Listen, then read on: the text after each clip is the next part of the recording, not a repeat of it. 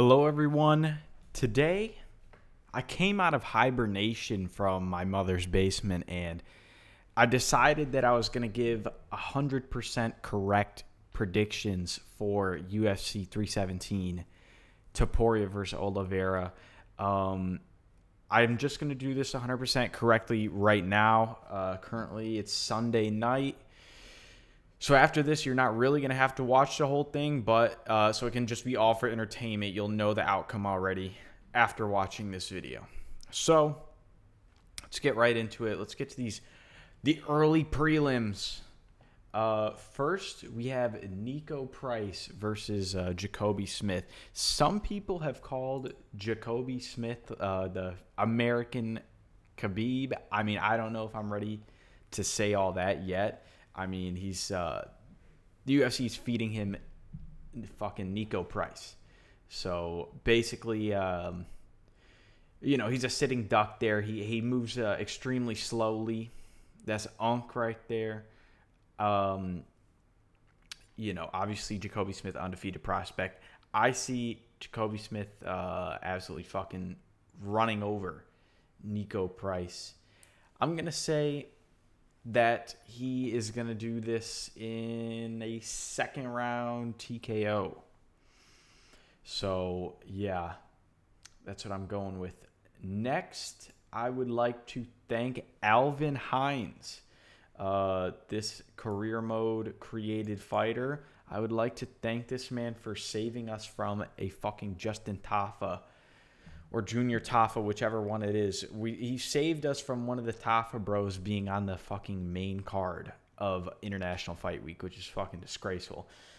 Somehow this fucking blob eats Taco Bell, eats up all this fucking Cinnabon and Burger King, and is able to get on the fucking main card. And he was about to drag fucking Janata Deniz, or Janata Janiz, however the fuck you say it. He was going to fucking drag that guy onto the main card, onto the $80 pay-per-view with him. So, fortunately for us, Alvin Hines, random LFA guy, has saved us from that. And we won't be forced to watch Justin Tafa on the fucking main card, who has been on the main card several times in his fucking career. This guy's 7-5. I mean, so that's really something. However, I'm going to pick Janata Deniz. More experienced UFC heavyweight versus guy coming out the LFA who is undefeated. I believe he's actually 6-0. But like in the physicals, he's not exactly remarkable. I think he's like 6'2", maybe a bit shorter reach. So for the heavyweight division, not exactly remarkable. Kind of a bit of a fat guy as well. So we'll see what happens with this. I'm gonna go with Janata Deniz. Next, we have Cedric Dumas. Cedric. Versus Jackson McVeigh. Jackson McVeigh, another random guy coming out the LFA, making his UFC debut. I saw a few people picking this guy. I'm going to be 100% honest with you. I'm not exactly up to date on all the LFA fighters. So, you can call me a casual for not watching random ass LFA events and not knowing who fucking Jackson McVeigh is. But I'm gonna go with Cedric Dumas. I know he's had some legal trouble recently. This guy's damn near as bad as John Jones. I heard he's been arrested like 14 times. So I mean, he's straight hood. This is gonna be most likely a hood classic. I don't know that for sure about this fight, but just based on Cedric Dumas being in there, I would wager that it's going to be a fucking hood classic. So, moving on, we are out of the early prelims. We've got Terrence McKinney versus Vyacheslav Borshev. This one's kind of interesting. We all know that Terrence McKinney, his chin is gone. He's been knocked out many times, but he's just more athletic and Like, I don't know. Eye test maybe better than Borshev, who doesn't really have like a good win against like anyone in the UFC. I mean, he's got a fucking WMMA record going on here. I mean, this guy's 8-5-1. I mean, that's like, for being for real, fucking Raquel Pennington has a better fucking record than that, and she's like fucking 16-11. So I mean, not that that really means anything in this fight. However, I'm just gonna go out on a limb here and say I'm gonna take Terrence McKinney via. I'm gonna go with Terrence McKinney via KO. Borshev kind of had a good fight with the guy who fought on this weekend, Nazim Sadikov. He had a good fight. Then it went to a draw, but other than that, he hasn't really gotten any good wins in the UFC. So, I mean, not that Terrence McKinney would be a good win, but just based on being more athletic, kind of better, I'm just going to go with McKinney. But, this could obviously end in fucking terrible fashion. McKinney could get KO'd at any time. So we don't really know. But I'm going to fence it this one and go with McKinney. And next we have a fucking banger. We got Viviane Araujo versus Tracy Cortez. There's, only one reason that some people are watching this fight. Some people are into that type of thing. Some people are into gooning while watching the UFC. So that's kind of interesting. And this would be the fight to do that, But, the problem is, you know what? I'm going to stop right there. I'm not going to fucking get into the weeds with that. But you know what? I'm just gonna go. These women's fights, these are, you never know who's gonna fucking randomly show up and look like shit. But I'm just gonna take Tracy Cortez. I'm gonna go with Tracy Cortez. You don't know who's getting a divorce. You don't know who's dating their coach. And yeah. You don't know who's getting a boob job and missing weight. So, but you know what? I'm gonna go with Tracy Cortez. I think she's gonna win. I'm gonna go with the favorite. Obviously by decision. No one gets. The people watching might get finished, if you know what I'm saying. But no one gets finished in these women's divisions. So there's that. Next, we have what some people are calling a potential. This could be fight of the year candidate. This could be a real fucking banger. We got Hyder Emil versus Jose Delgado. I think this could be a banger for real. I mean, you got Hyder Emil. He'll fucking absolutely wing hooks and just go to war with his opponent. And Delgado's got a ton of knockouts on his resume. And I really don't know who to go. When I'm watching Hyder Emil, I swear it seems like his reach. I mean, I don't know. He's built a little strange. He's built like somewhat of a gremlin.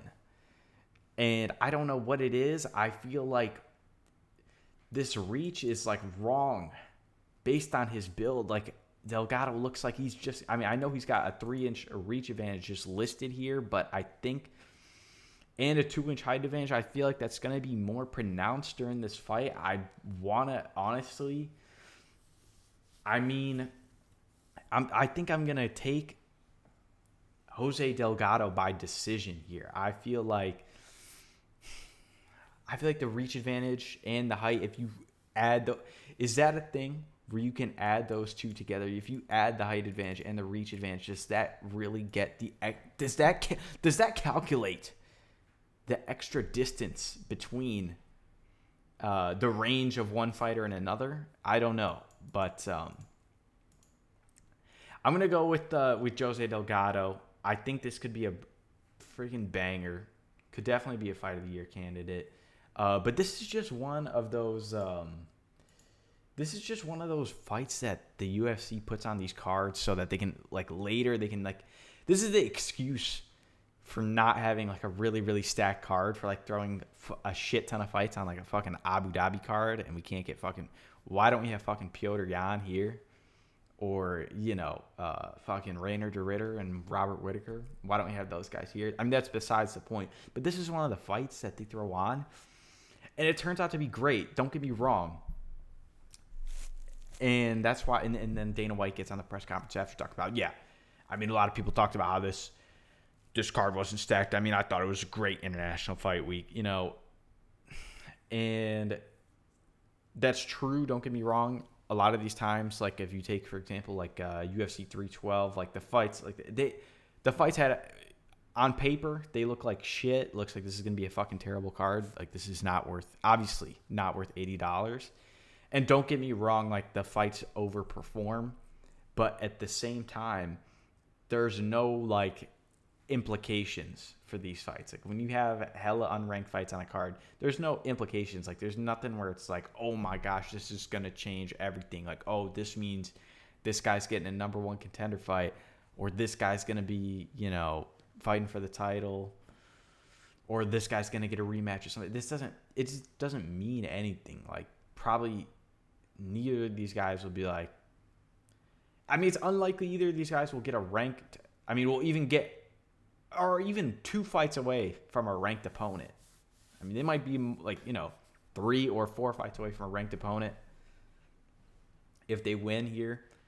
So, despite this being a banger, there's just no real implications. Like, if you watch the NFL, this is like watching like a great game between the fucking Browns and the Panthers.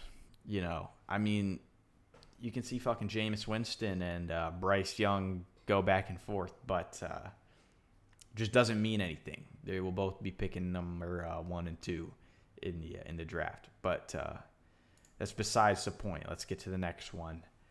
We got Jack the fucking Joker Hermanson versus RoboCop here. A lot of people are picking fucking Jack Hermanson. And I know he had a crafty vet win versus fucking Joe Pyfer, and he's had some other kind of crafty wins.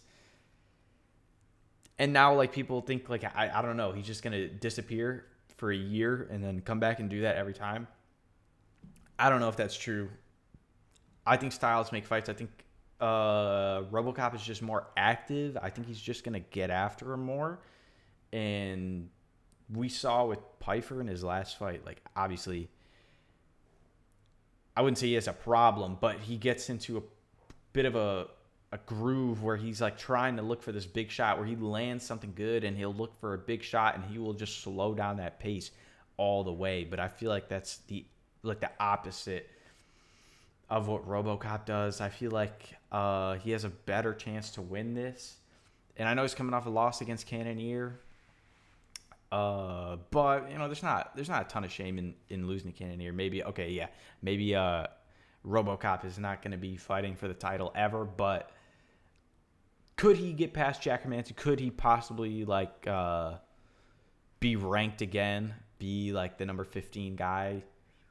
I think so in the middleweight. I mean, I think that could be in his future. And I think a fight, if RoboCop wins this, I feel like a fight between him and Joe Pyfer could be a banger. I feel like that could be a really good fight, I feel like it could be a really good fight. Let's get to the main card here. I think we're running through this kind of fast. Some YouTubers may do this over a period of 2 hours, but I figured that people may not want to hear me talk about fucking Janata Deniz for 10 straight minutes. So, I decided to move things along just a little bit faster, So next on the card, we got Peyton Talbot versus Felipe Lima. This is kind of an interesting matchup. You would think, obviously, I think Peyton Talbot's going to have the advantage in striking, but based on his last performance being a huge favorite, against Johnny Barcelos, who, don't get me wrong, I actually kind of looked good a couple weeks ago. I mean, has not looked bad. Like, has not looked bad, but he beat Cody Garbrandt and Peyton Talbot, up and comer. I don't think I think people are being a little bit too dismissive, as if Talbot's not really young and can't improve. He can improve a lot. He can improve takedown defense. There's a lot that can change. That was in January. We're in June now. I mean, I think that he's fighting a less experienced, another prospect who honestly, kind of in the same way as Johnny Barcelos can, I watched a couple of his fights. He can, he can definitely take guys down and hold them there. So it could be a bit of the same situation. And I could see the same thing happening twice. Maybe this guy is hanging out with Frank Ocean too much. Maybe he just went right back to hanging out with Frank Ocean and did not actually go back to training takedown defense. But I don't know. My gut is just telling me a lot of guys lost their O this year at the first 6 months of this year. But you know what? Maybe the next 6 months of this year could be some of those guys bouncing back. So I mean, not a huge reach advantage, but a big height advantage for Peyton Talbot. A little more UFC experience, kind of beaten up on bums. Don't get me wrong. But not to say Felipe Lima has some great wins either. This is tough, honestly. But I think I'm going to go with Peyton Talbot by decision. I think this is going to be a tougher fight than some of his other ones. But I'm going to go out on a limb here and say that he actually improved his takedown defense a little. I think he's going to win I think this could be a close 29-28 decision against Felipe Lima. I think I could see a good amount of time where Lima's holding him down. But I feel like Talbot, young prospect, could be he should be working on that, getting up and takedown defense. I think we're going to see a good showing from him. I think we're going to see a close decision, but a win. And I think we're also going to see him be able to build on that throughout the next few fights in his career. I don't know if, he can be a champion. I'm not going to go out and say that right now. A lot of people were saying at a time that this guy's the next Sean O'Malley and shit.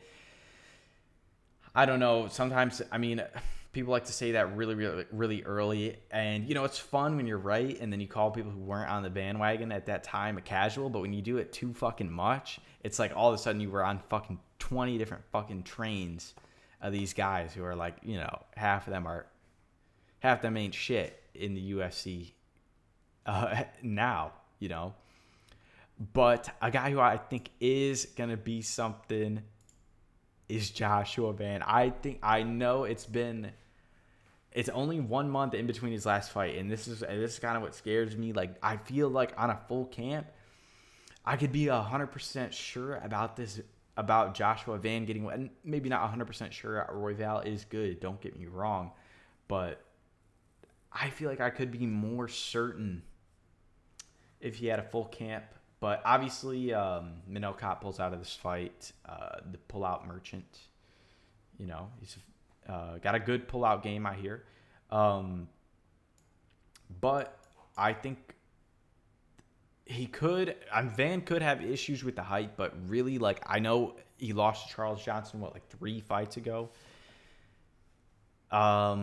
He could have issues with the height and the reach of Royval, but I think I'm gonna take Joshua Van by a close decision. I think this could be a close decision. I don't see him knocking out Royval.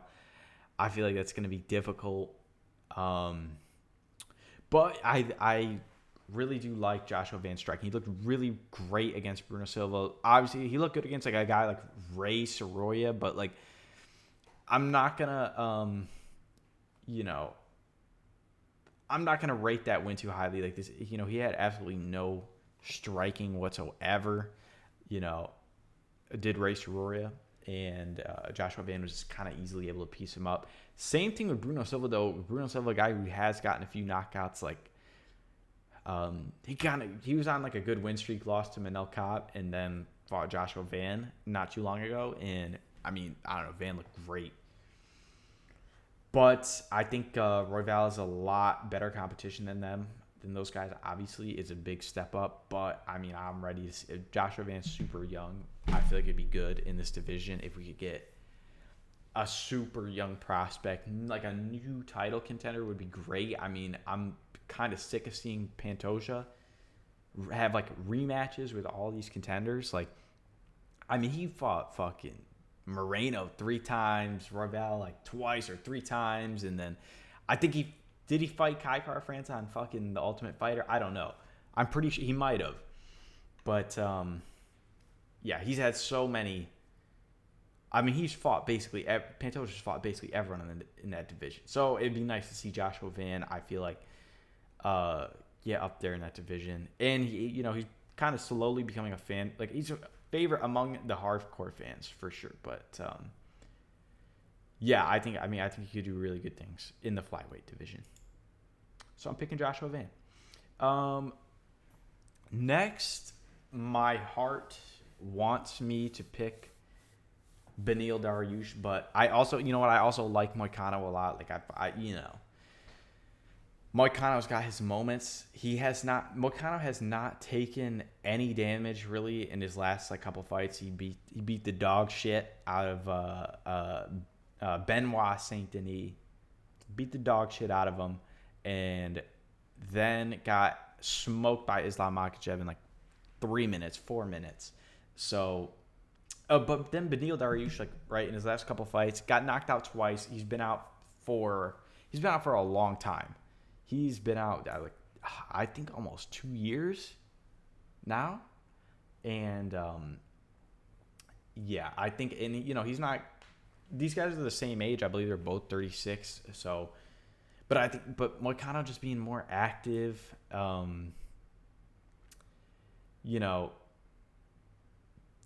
I think I'm going to go with Moicano. He's more active. I think maybe Dariush has beat a little bit better competition. I mean, who's Moicano's best win? Freaking Drew Dober and Benoit Saint Denis, and I don't know. He doesn't have amazing wins at lightweight. And I don't know, Beneil Dariush has been ranked for a long time at lightweight, but I'm just going to go based on the activity. I think Moicano looks strong in his fights. He really does look strong, even against guys who are also I know people give Benoit Saint Denis a lot of shit, and he's really not. Honestly, he's not really that good at anything at a ranked UFC level, but he is strong. He's physically imposing, and Moicano honestly fucking bodied this guy. So I don't know. I think he's. We don't know what we're gonna see out of Dariush. We could see him, look like he did before the Oliveira fight, but I seriously doubt that. I don't know if the time he's taken off has been really the most positive thing for him. So we will see. I wouldn't be surprised if this guy's a bit checked out. I mean, he's locked out of the title picture. He was the number 4 ranked guy at one point. I wanted to see him win. I'm not a huge bias, towards Oliveira guy, but I kind of wanted to see Dariush win and get a title shot. I didn't think he would beat Islam, but I wanted to see him get a title shot. That didn't end up happening. He ended up getting fucking smoked, absolutely fucking dominated twice in a row against Sarukian and Oliveira. But that's besides the point. I'm going with Moicano. Rest in peace to my boy Benny. I think this could be the end of his career. This could be it. I wouldn't be surprised. So yeah. Moving on. We have Pantoja versus Kai France. I mean, Look, I don't know. Well, I do know. I know what's gonna freaking happen. Pantoja's gonna take this guy down, probably submit him in round two. Um, yeah. What is there to say about this fight? Pantoja is so freaking dominant. Like, this guy really is good. He's disrespected. This guy's like number 9 on the pound for pound ranking. I get it. Maybe you could say like I feel like it's unfair to say in 2025 that the competition in the flyweight division is really like that much further behind some of these other divisions. Like like I saw the stats on how many fighters were in each of these divisions. There's like 50 fighters at flyweight on the roster, on the UFC roster, but there's like 45 guys at light heavyweight, and I feel like that's a good gauge of like the competition level in each division. Like at lightweight and welterweight, there's the most fighters. So and it's been in recent times the competition level in those divisions has been the highest. Like those have been the most stacked divisions. But you got like the heavyweight division is like there's like 30 guys on the fucking roster in the heavyweight division, and I feel like it's disrespectful that I just feel like it's disrespectful that like the light heavyweight champions and the heavyweight champions are just on the pound for pound list, like fucking ranked so much higher. Like those guys would be like number fucking 1 and 2 and 3 in the pound for pound rankings. But you got like guys like Pantoja who are dominating in their divisions, who are getting like disrespected. I think this guy's at like number 9 pound for pound, which is fucked up because he's probably about to smoke Kai Kara France. But I don't know. I could see Pantoja getting kind of rocked at some point in this fight. I don't know. He kind of has that like cardio where he looks like he's about to like fucking, where he's like dry heaving in the corner, but like he's like good. Like his body language doesn't like fucking match his face. Like during a fight's like this, his face, it looks like his facial expression. He looks so like bewildered. He looks like he's like fucking done. But like his body language is like the complete opposite. It's strange. Like him and Drickus kind of have that going on. Where I think Drickus used to have that, but Pantoja has that. Like he gets tired. Like he gets a little bit fatigued, but like he just fucking works through it. And I fuck with that heavily. Regardless, I'm going with Pantoja by round 2 submission, and we're gonna get a yap fest. Dad, are you proud of me, Dad? Are you proud of me now, Dad? Guys, don't leave. Don't leave. We're going to get one of those. Fortunately, they won't be leaving because there's a main event ahead of Pantoja. I believe in that event where I think that was UFC 301 where he said that, and he was the main event. And the problem was like, I think the Aldo fight was before him. And I don't know. After during his fight, motherfuckers were just they were just flooding out trying to beat the traffic, But anyway, next fight, final prediction of the card. We got Ilia Topuria versus Charles Oliveira. And look, I've been pondering this fight for months now. All right, honestly, I've been going back and forth in my head, and been thinking about it. It's been kind of a long time since both of these guys fought. Not that long, but I think Topuria fought in October, and Oliveira fought in November against Chandler. But Topuria went on the Rogan podcast. He said, now that I'm at lightweight, I'm going to explode all over Charles' face. I think that's about what he said.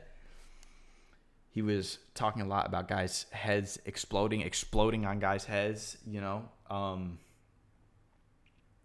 So, yeah, I think I'm going to take his word for it. This is such a tough one, but, and I've been going back and forth, and I think literally yesterday I was telling myself that Charles Oliveira was going to win, but I'm going to go with Topuria.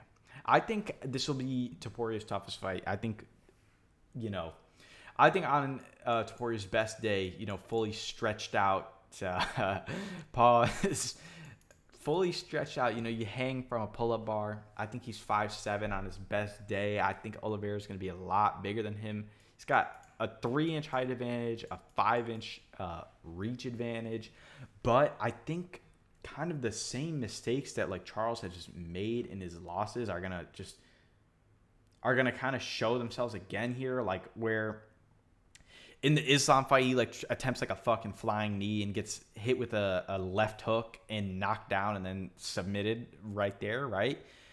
I feel like he could do something like that again. I mean, he looked kind of good against like fucking Michael Chandler, but I mean, it's hard to really gauge like what he's gonna look like in this fight based on that. I mean, I don't want to do MMA math. I don't want to like compare. I'd be like, yeah, well, well, Paddy Pimblett dominated Michael Chandler like 3 months later, and then fucking Carlos Oliveira went to a 5-round decision with him, even though he won like 4 rounds. I don't want to do that. I feel like that's just not the right way to go about the whole thing. But I think Topuria is gonna have a hard fight. Like the clinch is gonna be tough. I think the clinch is gonna be tough for Topuria. Oliveira's gonna be landing knees and uppercuts and elbows in the clinch, and I think Topuria could be wearing a little bit of damage. But I think just the way we see this guy, like kind of in his last few fights against Volkanovski and Max Holloway, he's not winning every moment of the fight, but he is making reads, and then all of a sudden he starts to land like fucking hard ass shots. I mean, he starts to land like shots that are gonna knock guys out, and I think he's gonna do that again against Oliveira. I think I could see a 4th round KO. I just feel like I could see Topuria losing 2 or 3 rounds against Charles Oliveira and then KOing him. Not like that. I mean, not like super duper convincingly losing the rounds, but probably Oliveira being more active. I mean, Oliveira's good at checking low kicks. I think he's just gonna get more active on Topuria before he eventually finds that shot. But I don't want to fence it. I'm not like, but I do think the longer this fight goes, if this goes to a decision, I'd lean to Charles Oliveira. But at the same time, I could see Oliveira just going to his back and staying on his back against a guy like Ilia Topuria and just like trying to go for submissions off your back. But you're losing.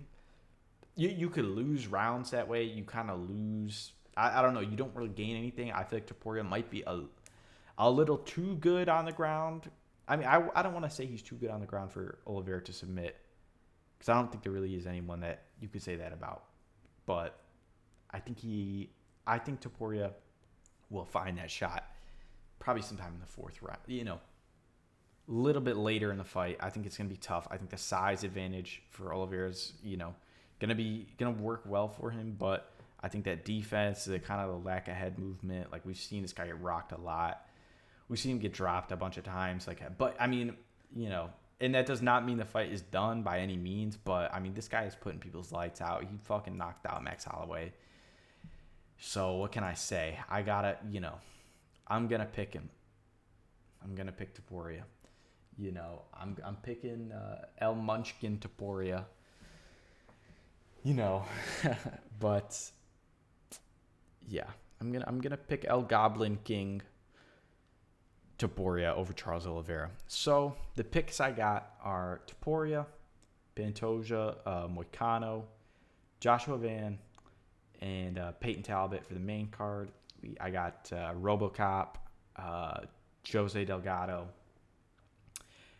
Tracy Cortez, Terrence McKinney for the prelims. And then the early prelims, I got Cedric Dumas, Janata Deniz, and Jacoby Smith. So let me know what you think in the comment section. I know I Took a long break between making this one and my last one, but like I said, I've been in hibernation for the last 3 months. So now that I'm back, I'm gonna try to make these videos. I'm gonna keep a rolling record of my picks. I just like to air out my thoughts on here. But I hope you enjoyed, and yeah, thank you for watching.